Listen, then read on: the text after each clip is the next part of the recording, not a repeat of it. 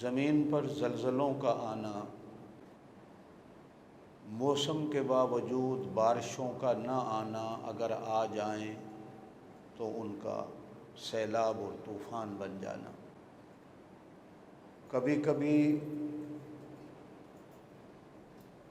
پہاڑوں سے لاوے کا نکلنا اور لاووں کے نکلنے سے بستیوں کی بستیاں نئی سے نئی روزانہ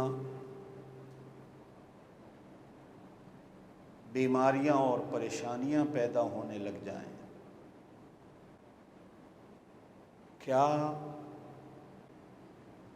یہ فطرتی عمل ہیں یا اللہ پاک کی طرف سے کبھی کبھی اپنے بندوں کو جھٹکے دیے جاتے ہیں، یا یہ ایسے ہی ہونے والی چیزیں ہیں جو ہو جاتی ہیں؟ یہ کیا ہیں اور ان سے بچنے کے اسباب کیا ہیں، طریقے؟ اگر تو یہ مصیبتیں ہیں، اللہ کا عذاب ہیں، تو ان سے بچا کیسے جائے؟ قدرتی آفات ہیں، ہمارے گناہوں کی سزا ہے، ان سے بچا کیسے جائے؟ یا یہ دستوری چیزیں ہوتی رہتی ہے، چلتی رہتی ہے؟ قرآن و سنت اس کے بارے میں کیا کہتی ہے؟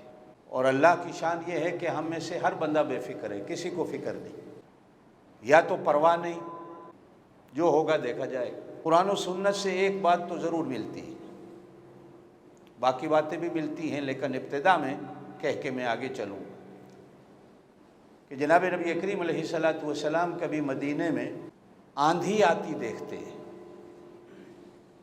تو آپ صلی اللہ علیہ وسلم سیدھا مسجد میں جا کر نفلوں کی نیت باندھ لیتے۔ بارش کا کثرت سے آنا دیکھتے تو بھی آپ صلی اللہ علیہ وسلم مسجد کا رخ کر لیتے۔ بارش کا نہ آنا بھی دیکھتے تو آپ صلی اللہ علیہ وسلم مسجد کا رخ کر لیتے۔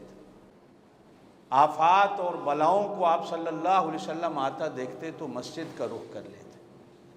اس وقت تک سجدے سے سر نہ اٹھاتے جب تک بلاؤں کا رخ نہ مڑ جاتا، جب تک آنے والی مصیبتوں اور طوفانوں کا رخ نہ مڑ جاتا، اس وقت تک آپ صلی اللہ علیہ وسلم مسجد سے نہیں نکلتے۔ پوچھنے پر ارشاد فرمایا کہ کہیں یہ بارش اللہ کا عذاب نہ بن، کہیں یہ ہوا اور آندھی اللہ کا عذاب نہ بن جائے، کہیں یہ طوفان اللہ کا عذاب نہ بن جائے۔ اس لیے کہ 20ویں سپارے کے آخری رکوع میں فَكُلًّا أَخَذْنَا بِذَنبِهِ قرآن کہتا ہے کہ ہم نے گناہوں پر، کچھ ایسے لوگ بھی تھے جن کو پکڑا، فَمِنْهُمْ مَنْ أَرْسَلْنَا عَلَيْهِ حَاصِبًا، ہم نے ایسی آندھی چلائی کہ وہ آندھی ہمارے حکم سے ان کے گناہوں کے سبب وہ آندھی کی وجہ سے تباہ و برباد۔ فَمِنْهُمْ مَنْ أَخَذَتْهُ الصَّيْحَةُ، بعض قومیں ایسی بھی آئیں کہ ان کے گناہوں کے سبب رات کو وہ سوئے، ہم نے فرشتے مقرر کیے کہ چیخ مارو، فرشتوں نے ایسی زور کی چیخیں ماری کہ وہ قوم چیخوں کی وجہ سے تباہ و برباد۔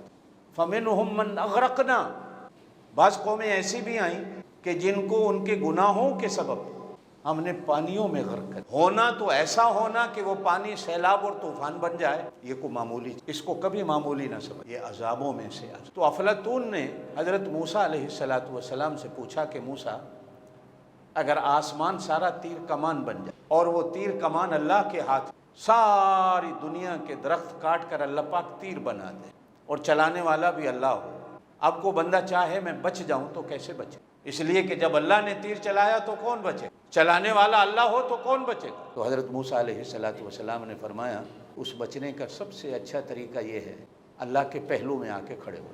جو پہلو میں آ جائے گا تیر تو آگے جائے گا، جو پہلو میں کھڑا ہے وہ بچے۔ کیا مطلب؟ کہ تم اللہ کے ہو جاؤ اور اللہ کو اپنا۔ آدمی اسی کے پہلو میں کھڑا ہوتا ہے جس کا آدمی ہو جاتا ہے۔